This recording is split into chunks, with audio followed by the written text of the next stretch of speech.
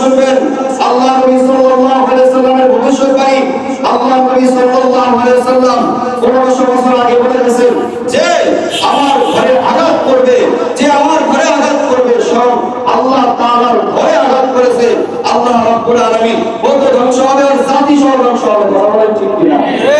আপনারা ফেসবুকে দেখেছেন কোরআন আমাদের কালাম, আল্লাহ তাআলার বাণী, ওই বাণীগুলোকে তারা রাস্তায় রাস্তায় আগুন দিয়ে পুড়াইছে।